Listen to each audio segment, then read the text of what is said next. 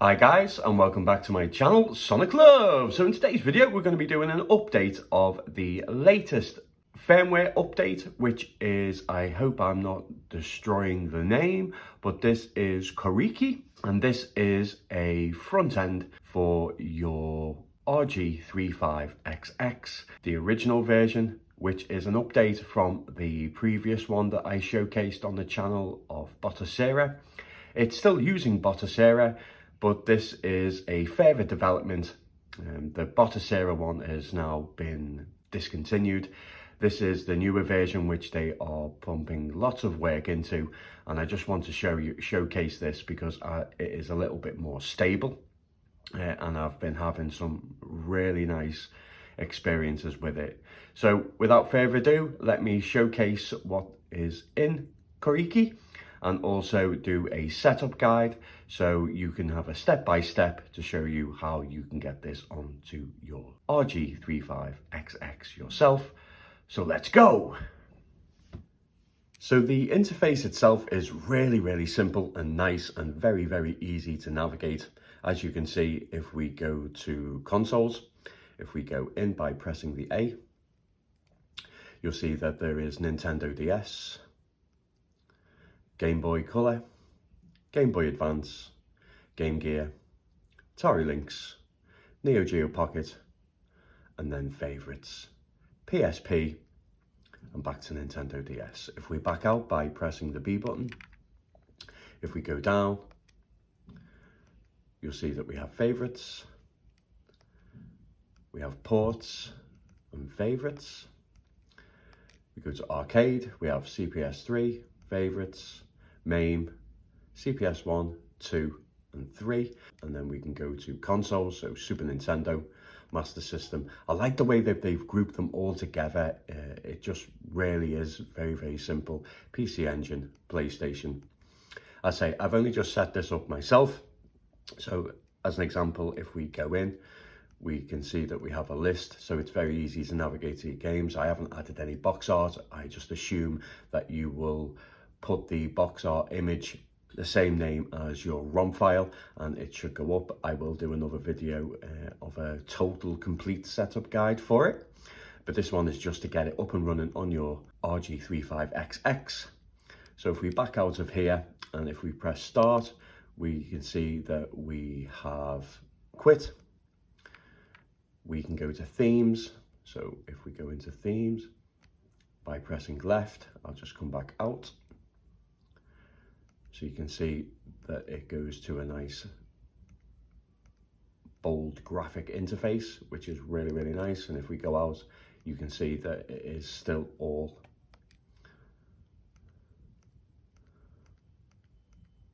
the same games, but different image. Looks really nice. So yeah, it's really nice interface, very simple to use. So overall, it's just really simple and I really like it. So let's do a showcase and then I will go jump in, put it on the computer, and then I'll show you how to set it up. So let's kick things off with the handheld collection. Let's start off with some Neo Geo Pocket. So if you want RetroArch, it's menu and X. You can change the screen orientation, so you can just press B to go back. You can go to settings, you can go to video, scaling, aspect ratio, full, and come out of there. We can go down to configuration file, save current configuration. If you want to have it full screen.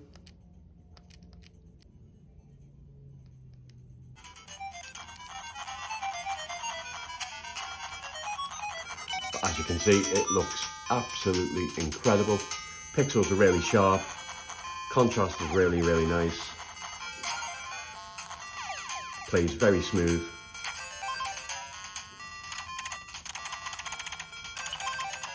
No issues there. Going with some Game Boy Color. But you'll have a really good time with this, guys.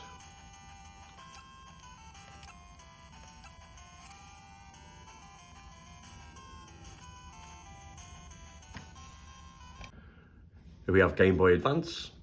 I have just kept the screen on full for this, guys, but you can obviously change the orientation of the image to suit the core.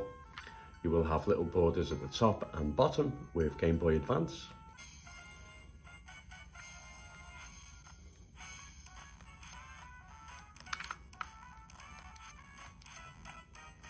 But again, no issues with Game Boy Advance that I've noticed or come into contact so far. And again, looks really, really nice.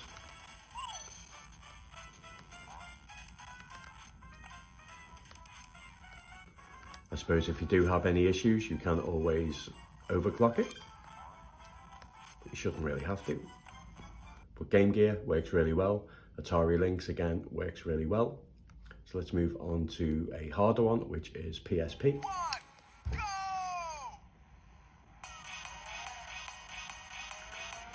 So the best I could get it was to get it to 30 frames per second with a bit of frame skip. I do think the old Batocera image played PSP a lot better, as you could have it as 2x resolution with skip buffered rendering. Oh my god, that was the worst corner I've ever done on Ridge Racer, I think. Ideally you want it at 60, but it's still playable as it is.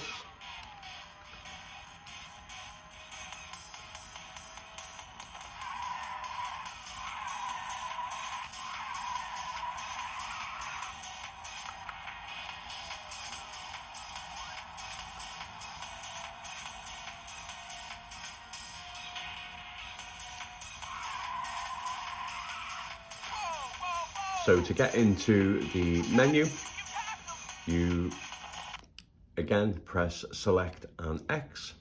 So if we go to settings, just so I can show you, is 1x, frame skip of 1, buffered rendering. So if I take frame skip off,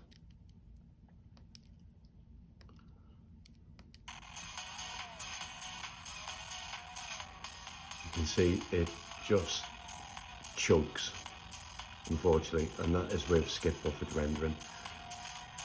So I still think there is a lot more to do with it.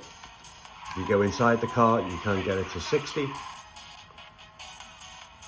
If you wish to choose to play it like this, with the occasional dip.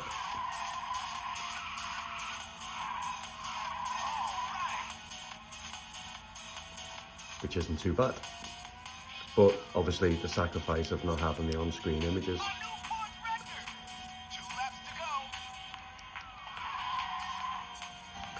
Go with some DS.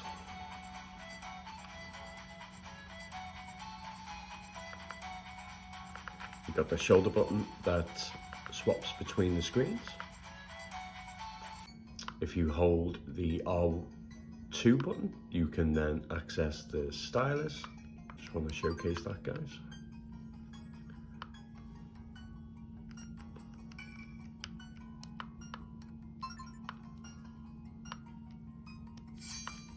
That's quite easy to navigate. But once you're in the game, it runs fine.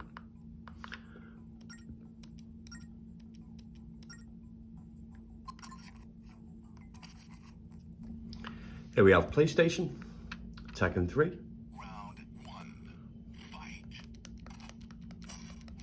Working perfectly.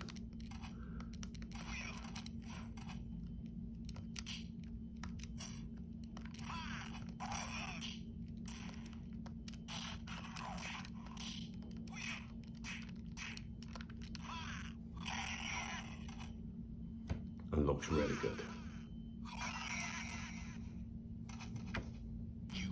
So SNES, PC Engine, Super Nintendo, Master System, Mega Drive, all going to work perfectly fine. So that's just a little showcase of what you can do and what to expect with Koriki. So what I'll do now, guys, is jump over to the computer and show you how to set this up and have this running on your RG405V. Love to know in the comments what you think of the performance so far, and is this something that you'll be interested in trying out. I do think it's a lot more stable than the previous Batocera image video that I did, but obviously there is still a lot of work that is probably going to get done to this. So when we check out the front end to download from GitHub, then the version that I use to set it up today may not be the version. It may be updated as we move forward, but let's jump over and set this bad boy up. So in order to set this up, you will need your RG35xx. You will need a micro SD card.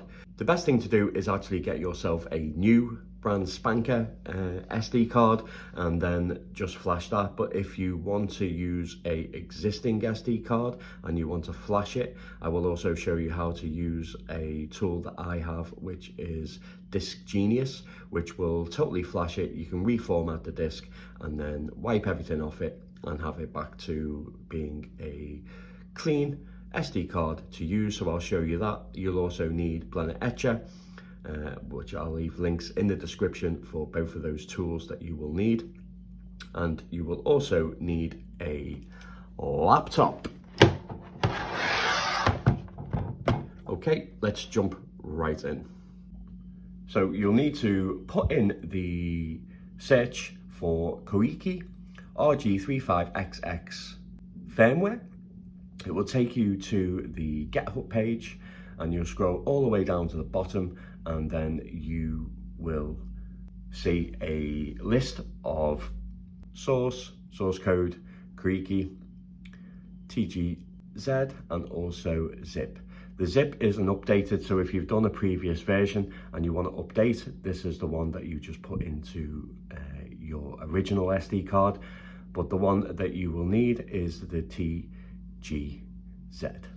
So what you want to do is you want to click on it and download it. It takes a few seconds.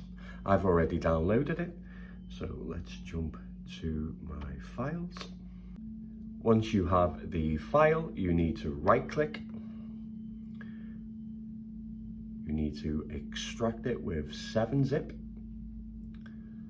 So we need to go to extract here, 7-zip, extract here.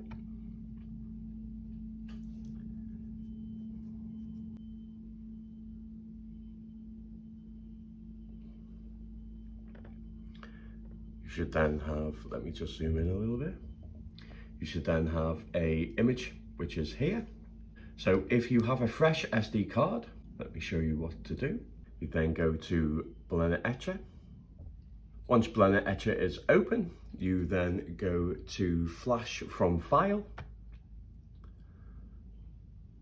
You'll see the image. You click on the image and go to Open. You select your target, which will be your SD card, and then you flash. So what I'm going to do now, guys, is I'm going to close this down. I'm going to open Disk Genius. I'll also leave a link in the description. It's going to ask you if you want to make changes with this app. Say yes. So this is for you having an original SD card with stuff on it and you just want to change it. So I'm just going to take a generic 64 gig SD card. I'm going to stick it into the computer. So as you can see on the left hand side, you'll see the generic storage class SD card, 58 gig. So what we want to do is remove everything from here. So I just normally click on where it says generic.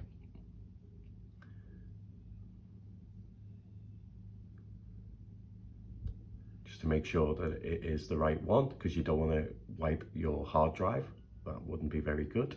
So we have 4 separate partitions, which is D, E, F, and G. So we're going to click on here because we know that's the right one, removable disk G. And we're going to right click and delete current partition. We're going to say yes. We're going to click on the smaller ones and do the same again. Delete current partition, yes. We're going to right click again, delete current partition, and again. Now we're left with 58 gig, so we're just going to go to save all, top left, click yes. Then we're going to right click on the top, and then we're going to create new partition. We're going to use FAT32, and we're going to click OK. Then we're going to go to the top left again and save all.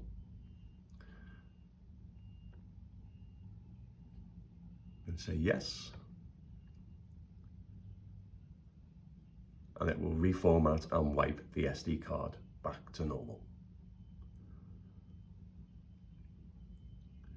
You'll see it's gone from unformatted to now it has a partition. It's showing up now as US drive D. So remember that. So we're going to close this down. We're going to go back to Balener Etcher. We're going to go to flash from file.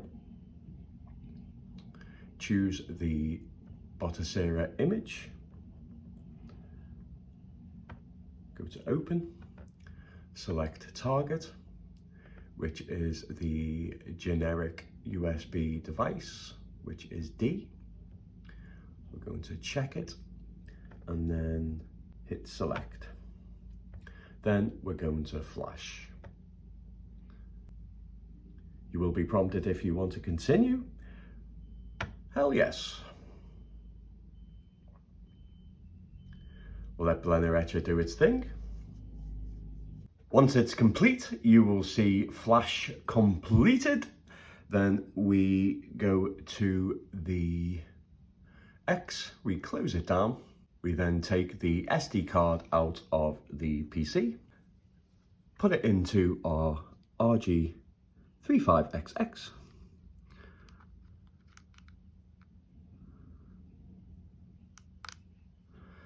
Make sure that you have a power source into the unit itself, because the last thing you want it to do is to die.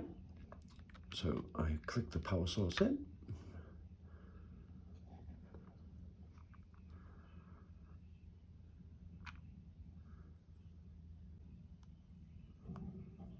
It will start to flash the unit.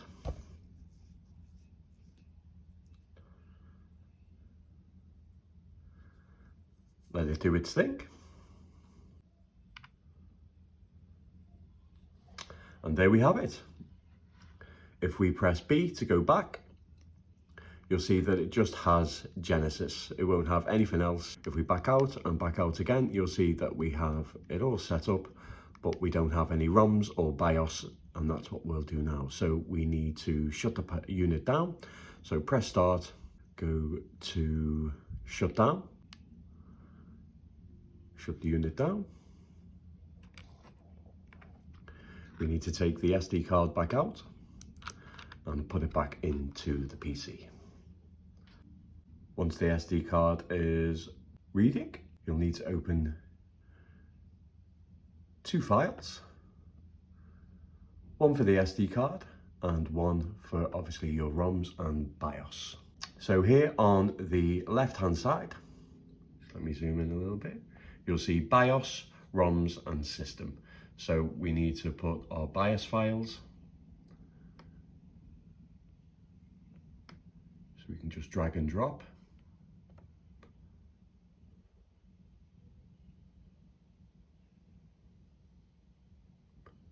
It may take a while.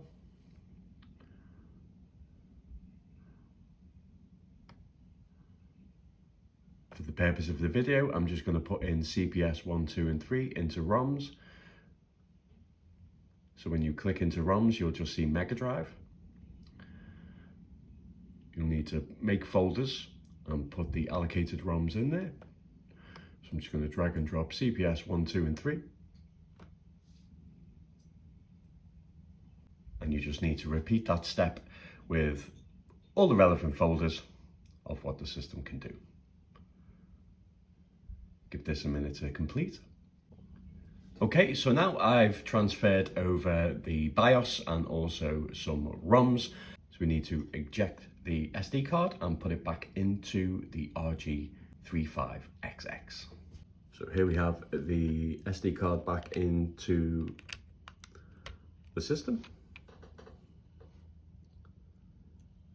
So if we go in, as you can see, we have CPS 1, CPS 2, CPS 3. But there we go, that's how you can get, well, as you know, all the other systems seem to work. That's fine that I've showcased. Yeah, so I'm really happy with it so far. I still think there's lots of work that needs to be done on it, but I'm sure that will be getting done in the background.